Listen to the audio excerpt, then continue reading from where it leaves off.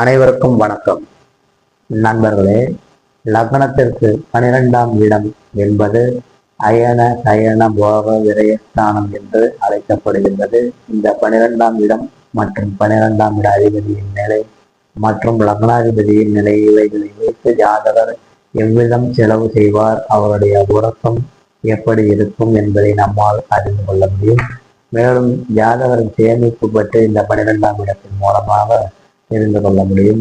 ஜாதகர் வெளிநாட்டு பயணங்கள் செல்லுவாரா, எந்த இடத்தில் அங்கேயே தங்கி விடுவாரா, வேலையை கிடைத்து சென்றால் அங்கேயே வாழ்நாள் முழுவதும் இருக்கக்கூடிய அமைப்பு உள்ள ஜாதகமா என்பதை எல்லாம் இந்த 12ஆம் இடத்தின் மூலமாக நாம் அறிந்து கொள்ள முடியும்.